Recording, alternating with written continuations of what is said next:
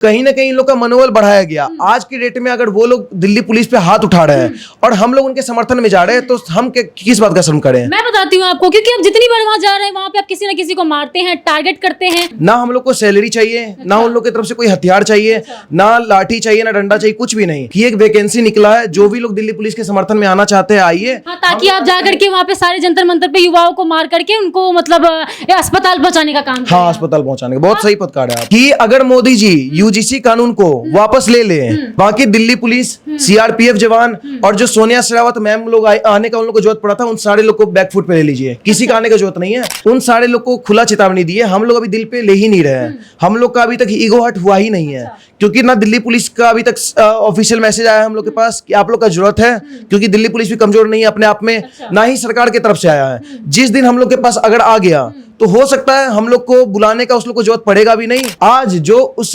Protest में निहंग सिख जो आए हैं उन लोग को दिल से सैल्यूट है, और देश का हर एक जनता निहंग सिख के साथ है। बिल्कुल वो लोग बहुत अच्छा काम कर रहे हैं। आज अगर दिल्ली पुलिस का 2-4 गाड़ी अगर सुरक्षित थाना में पहुंचा है तो वो निहंग सिख के वजह से, क्योंकि सीलमपुर, बाबरपुर, जहांगीरपुरी और मौजपुर वगैरह सबसे कई सारे जो खचड़े बोलते हैं यहाँ पे, वो सारे लोग वहां ब्लेड मारने वाले से पहुंचे हुए थे। और उन लोग को बस मौका चाहिए कि दिल्ली के अंदर या देश के अंदर एक ऐसा कोई माहौल बस सेट हो, मौका मिले जिसके माध्यम से हम लोग दिल्ली पुलिस को मारे, कानून अपने हाथ में ले और देश के विरोधी कुछ स्लोगन लगाए, जिससे विदेश में पाकिस्तान से या फिर जहां से जोर शोर से फंडिंग वगैरह आ रहा है वो लोग खुश हो जाए कि देखो भाई दिल्ली के अंदर दंगा भड़क गया। गुंडे भी है, मानते हैं, मानते हैं। अगर आप बोल रही हैं, क्योंकि हम चौथा स्तंभ का सम्मान करते हैं, अगर आप कह रही है कि गुंडा है तो गुंडा होना कोई गलत बात नहीं है। गलत बात नहीं। ऐसे भी जो भारत के अंदर जितने भी गौ रक्षक है उन लोग को एकदम पूरा घोषित कर दिया गया है कि वो लोग गुंडे ही है ही। धमकी देना, अगर आपको लगता है कि हम धमकी दे रहे हैं तो हाँ, धमकी हम लोग दबा के देते हैं। नमस्कार, आप देख रहे हैं ब्रेकिंग ओपिनियन। मैं हूं दीक्षा तिवारी और अभी हमारे साथ मौजूद है स्वतंत्र भारद्वाज, जो कि खुद को देशभक्त बताते हैं, लेकिन आए दिन इनके वीडियोस आप सोशल मीडिया पर देख रहे होंगे, किसी न किसी युवा को धमकाते हुए या तो मारते हुए नजर आते हैं। तो हम इनसे चर्चा करने वाले हैं। जो भी वीडियोस अभी तत्काल में वायरल हो रहे हैं इंस्टाग्राम पे, उनको लेकर के हम इनसे बातचीत करने वाले हैं और जानने वाले हैं कि इनकी वीडियोज के पीछे का सच क्या है। सर, क्या कहना चाहेंगे फिर आप इन वीडियोज को लेकर के? देखिए, पहली बात तो आप जो बोल रही हैं देशभक्त अपने आप को कहते हैं और आए दिन धमकाते नजर आते हैं। क्या देशभक्त आदमी धमकी नहीं देता? बिल्कुल नहीं देता है। आप युवाओं को धमकी दे रहे हैं। नहीं, युवा को नहीं धमकी दे रहे हैं। हम लोग हर एक देशद्रोही के खिलाफ है। हम आपके चैनल के माध्यम से एक चीज क्लियर कर देना चाहते हैं, छात्र के विरोध में ना हम है ना ही कोई सनातनी है। हम लोग जितना भी वो लोग का मांग है, 3-4 मांग है, हर एक मांग का हम लोग समर्थन करते हैं। लेकिन धर्मेंद्र प्रधान के इस्तीफा तक का भी मांग रख रहे हैं, कोई दिक्कत नहीं है। लेकिन एक बात बताइए, उस प्रदर्शन में नीट का क्या मुद्दा उठ रहा है? वहां पे जो रियल छात्र आ रहे हैं, अगर नीट एस्पिरेंट कोई है, कोई यूपीएससी एस्पिरेंट है, कोई एसएससी एस्पिरेंट है, तो वो ऑफ कोर्स ही बात है, कानून कुछ ना कुछ पढ़े होंगे, सिविक सेंस कुछ होगा।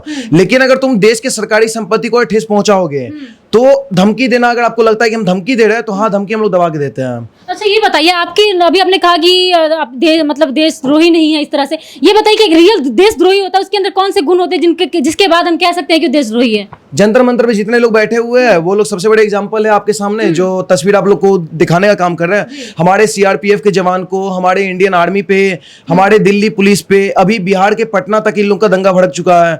पटना के गांधी मैदान का गेट तोड़ दिया गया, वो भी तो सरकारी संपत्ति है। अच्छा। बस इसी को कहते हैं देशद्रोह। अच्छा, क्या किसी युवा को मारना, धमकी देना, इस तरह खुलेआम सोशल मीडिया पे वीडियोस बना के डालना, ये सब मतलब ये सब देशद्रोही के काम नहीं है? नहीं, आप कर रहे हैं खुलेआम? ना, नहीं है।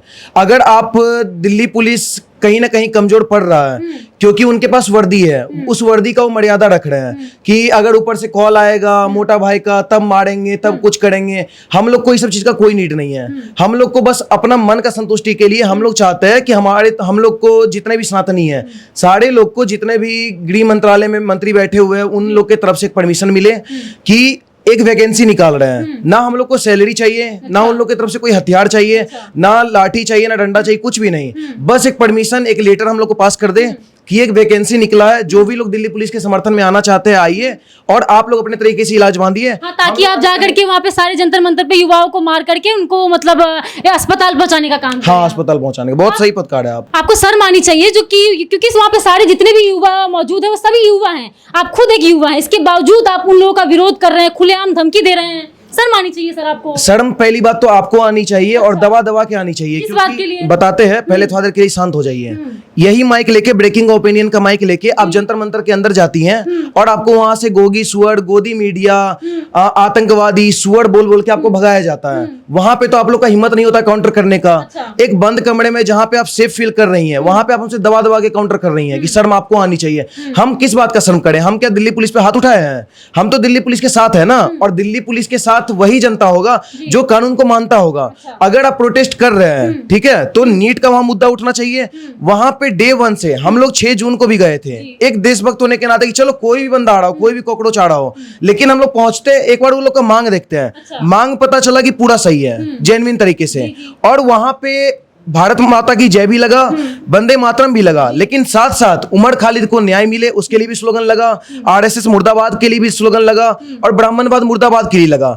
तो जो चाइना का एजेंट है सोनम वांगचुक, जो चाइना का एजेंट है वो, हाँ, जो कहीं ना कहीं भूख हड़ताल में बैठा हुआ था, हंगर स्ट्राइक पे, और अपने आप को लेके खूब सिंपैथी गेन कर रहा है कि हम छात्रों के लिए बहुत बड़े मसीहा है।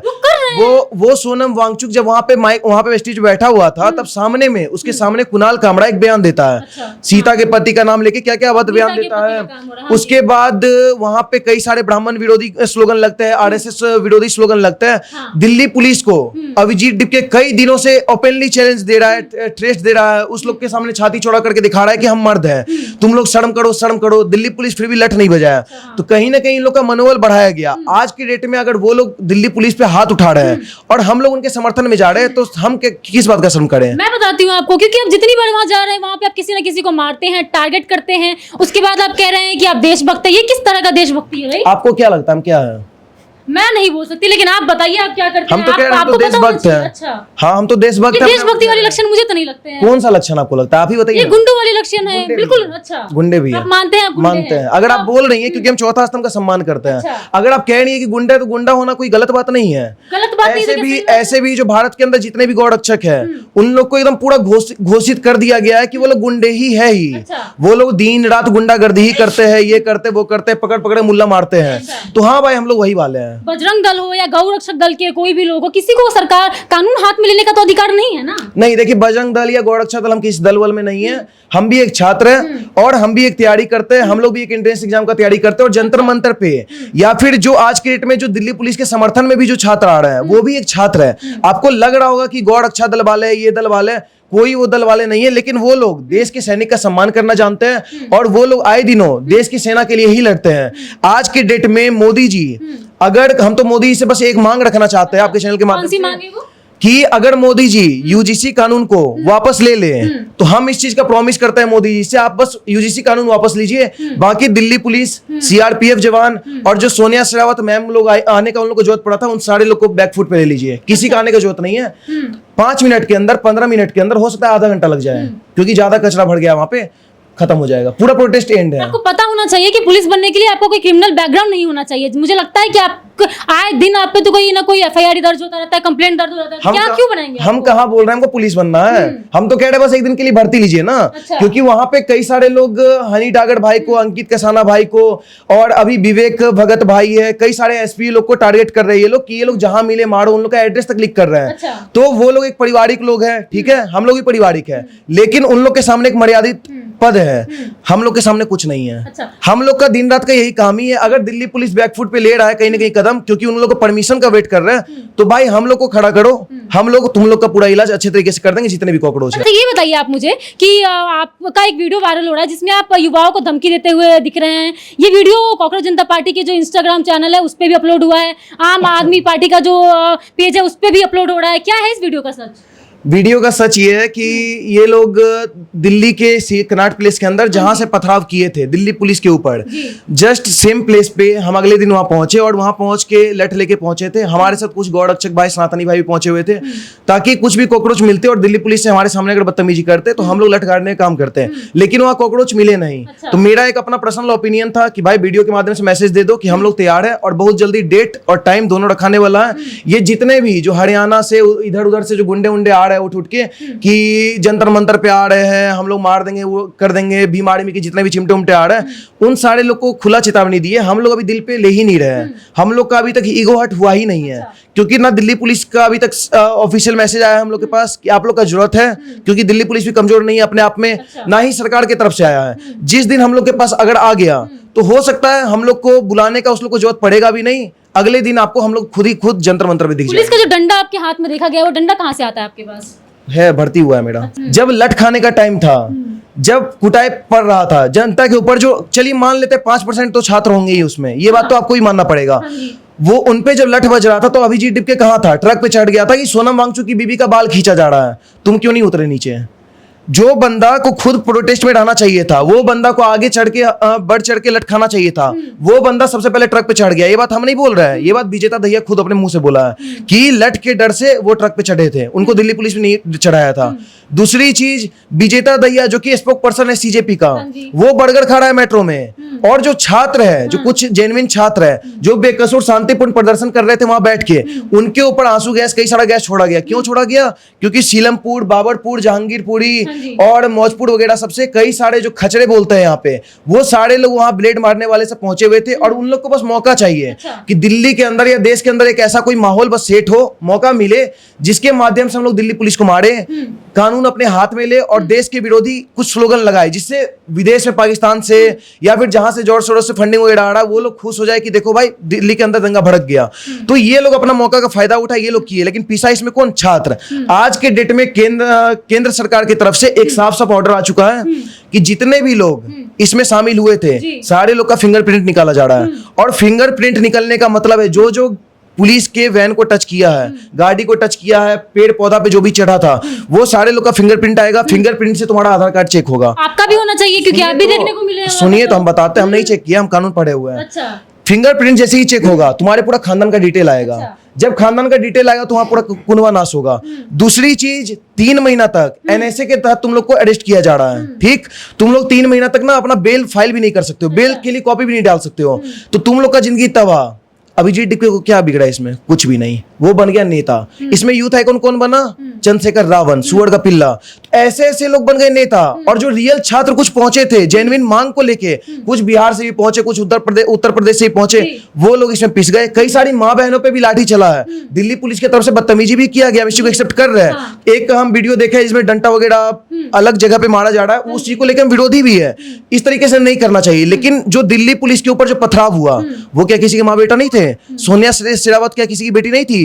जो वहां पे महिला वहां पे आती है, आज उनका रील्स वायरल किया जा रहा है कि मॉडलिंग करती है, कुछ भी करती है। भाई वो उनका पर्सनल लाइफ है, वो देश हित में वहां खड़ी हुई है, उनको ऑर्डर मिला है, वो आके अपना युद्ध लड़ रही है, लेकिन उनका हाथ तक तोड़ दिया गया।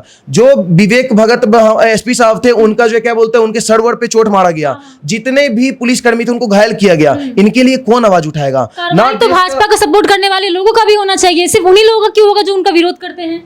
नहीं, हम लोग पे क्यों कार्रवाई हो? हम लोग का क्या प्रोटेस्ट? आप तो अगले जेल जाते हैं, अगले दिन वापस आ जाते हैं थाने से। तो इससे आपको क्या चुल मच रहा है? नहीं, मुझे कोई चुल नहीं मच रहा है, लेकिन मतलब आप जाते हैं जेल, बाहर आ जाते हैं क्योंकि आप भाजपा को सपोर्ट करते हैं। वो लोग सपोर्ट नहीं करते, इसलिए उनको तो लंबा जेल होगा ही आपके कथन अनुसार। नहीं, देखिए कुछ मुकदमा भी होता है। 41 सीआरपीसी का आप नाम सुनी होंगी। उसमें क्या होता है ना कि पुलिस इन्वेस्टिगेशन के तहत छोड़ता है। अच्छा। और इन्वेस्टिगेशन के लिए आपको बुलाया जाता है।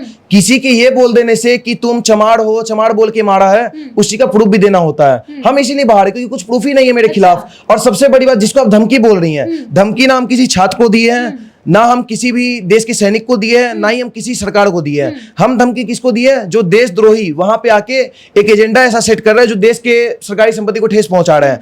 आज जो उस प्रोटेस्ट में निहंग सिख जो आए हैं, उन लोग को दिल से सैल्यूट है, और देश का हर एक जनता निहंग सिख के साथ है। बिल्कुल, वो लोग बहुत अच्छा काम कर रहे हैं। आज अगर दिल्ली पुलिस का 2-4 गाड़ी अगर सुरक्षित थाना में पहुंचा है, तो वो निहंग सिख के वजह से। आप लोग के सामने एक फॉल्स एक नैरेटिव भी सेट किया जा रहा होगा, आप लोग देखी होंगी, जिसमें कई सारे निहंग सिख जो है गाड़ी पे चढ़ के जा रहे थाना, तो लोग उसको ये सेट कर रहा है कि निहंग सिख जो है गाड़ी पे हमला कर दिया है। हमला नहीं किया है। अगर निहंग सिख नहीं होते ना तो गाड़ी पुलिस थाना तक पहुंच भी नहीं पाता। आज वो निहंग सिख अभिजीत डिपके और जितने भी उपद्रवी हैं उनके खिलाफ खड़े हो गए। वो लोग भी कह रहे हैं कि यहाँ प्रोटेस्ट में मांग कुछ भी नहीं है, नीट का तो मुद्दा ही नहीं है, मुद्दा सिर्फ एक ही है, कैसे मोदी को हराना, कैसे मोदी की माँ बहन पे गाली देना। मोदी का जिस लड़की के बाप का सर फाड़े थे फिर फड़वाना चाह रही है। वो कह रही है कि हम मोदी जी का 13वीं में समोसा खा रहे हैं और तुम्हारे बाप का तेरहवीं हो जाता उस दिन, तो हमको तो सर डेट भी नहीं याद है, 27 या 24 था। अच्छा। अगर उसके पापा का तेरहवीं हो जाता तो हमको बुलाती, इन्विटेशन देती। आप क्यों ये हमेशा मारने काटने की बात क्यों करते हैं? अरे उनको हमारे right है प्रधानमंत्री है, हमारे देश के प्रधानमंत्री है मोदी जी। अच्छा। और अगर प्रधानमंत्री के मरने का कोई कामना करेगा, अगर कोई ये बोलता है कि मोदी जी के तेरहवीं का हम लोग खाना खा रहे हैं, तो तुम्हारे बाप का तेरहवीं का भी खाना हम तुमको जल्दी खिला देंगे। आज के डेट में वो लोग जितने भी लोग वहां प्रोटेस्ट में हैं, सारे लोग जितने यूथ है वो लोग तो साफ साफ सामने आ चुके हैं, कह रहे हैं कि ये लोग जो है कहीं ना कहीं प्रोटेस्ट की आड़ में पत्थरबाजी कर रहा है। और आशुतोष रंका से अगर हम आपको गलत लग रहे हो, आपको लग रहा हूं बीजेपी के वर्कर हैं, तो आपको बता दे जो वहां पे छात्र थे, जी। वो छात्र कल आशुतोष रंका से माफी मंगवाए हैं। अच्छा, हाँ। कि आप लोग लठ भी नहीं खाए, आप लोग एक बार स्टूडेंट का हाल तक नहीं पूछे, और आप लोग एक बार ग्राउंड पे उतरे तक नहीं, स्टेज पे खाली चढ़ के भाषण दे रहे हैं। अच्छा। ऐसे लोग को जवाबदेही कौन देगा? अगर तुम धर्मेंद्र प्रधान की अकाउंटेबिलिटी का बात करते हो, तो अभिजीत डिक्वे की अकाउंटेबिलिटी कौन देगा?